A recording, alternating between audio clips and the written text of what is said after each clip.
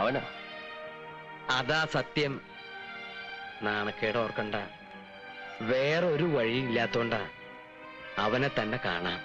ഞാനൊന്ന് സൂചിപ്പിച്ചിരുന്നു. ഇടനിലക്കാരൊന്നുമില്ലാതെ നീലൻ തന്നെ നേരിട്ട് വന്ന് സംസാരിക്കണമെന്നാ അവൻ പറഞ്ഞത്. മനസ്സിലായി.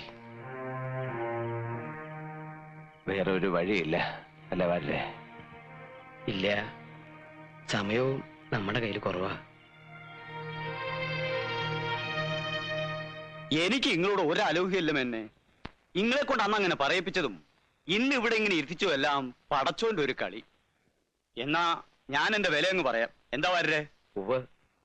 ഒരു 6 ഉറുപ്പ്യക്കാണെങ്കിൽ ഞാൻ എടുത്തോളാം.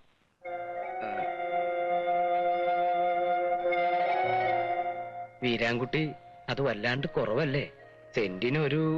എനിക്ക് കൂടുതലൊന്നും പറയാനില്ല. സമ്മതമാണെങ്കിൽ കച്ചവടം ഉറപ്പിക്കാം. ഫുൾ ക്യാഷ് ഇപ്പൊ തന്നെ കൈത്തരും. വീരാൻകുട്ടി മുമ്പ് പറഞ്ഞത്... മുമ്പ് പറഞ്ഞാലേ നിങ്ങൾ മാറ്റിയില്ലേ? അതിൽ കൂടുതൽ വില ഞാൻ കാണുന്നില്ല. വരേ? അത് ഉറപ്പിച്ചോളൂ. നീല പറഞ്ഞ പോലെ ചെയ്യൂ. എന്നാ അങ്ങനെ തന്നെ. വാപ്പാ, അതിങ്ങോട്ട് എടുത്തോളി. ഫുൾ ക്യാഷാ. അതാ വീരാൻകുട്ടിയുടെ കച്ചവടം. എഴുതിക്കിലോ അളക്കിലോ ഒക്കെ നമുക്ക് വഴിയെ നടത്താം. എന്താ വരേ? വാപ്പാ, നിങ്ങൾ തന്നെ അത് മേനോൻകുട്ടിയുടെ കയ്യിലങ്ങോട്ട് കൊടുത്തേക്ക്. വരേ?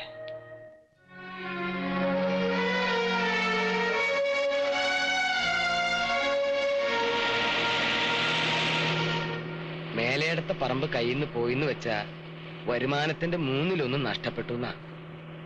ഏത് കണ്ണുപൊട്ടനും 10-12 രൂപ തരുന്ന വസ്തുവാ 6 രൂപയ്ക്ക് അവൻ തട്ടിയെടുത്തത്.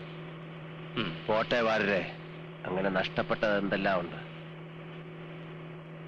വരേ, ഞാൻ എന്താണോ ഇങ്ങനെ ആയിപ്പോയത്? താൻ ചിന്തിച്ചിട്ടുണ്ടോ അത്? ചിന്തിച്ചിട്ട് ഒരു എത്തും പിടിയും കിട്ടാത്ത കാര്യ. ആ തലവര അല്ലാതെ എന്താ ഞാൻ പറയാ. എന്നാ ഇനി ചിന്തിച്ച് ഞാൻ പ്രയാസപ്പെടണ്ട. ഞാൻ ഇങ്ങനെ തന്നെയാ. അതെന്താ എന്ന് ചോദിച്ചാ ഞാൻ അങ്ങനെ തന്നെ, അത്ര തന്നെ. ഇതൊന്നും അല്ലാത്തൊരു നീലണ്ടെന്ന് വെച്ചാ അത് മറ്റാരും ആയി പോവും.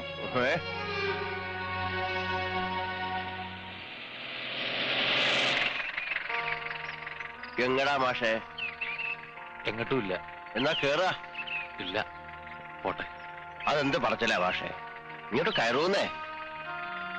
വേണ്ട, എന്നെ വിട്ടേക്ക്. ഇല്ല, തൽക്കാലം നിങ്ങളെ വിടാൻ ഉദ്ദേശിച്ചിട്ടില്ല. കേറിയില്ലേ നീലണ്ണ പൊക്കിയെടുത്ത് ജീപ്പിലിടും. നല്ല കുട്ടിയായിട്ട് കേറിക്കേ.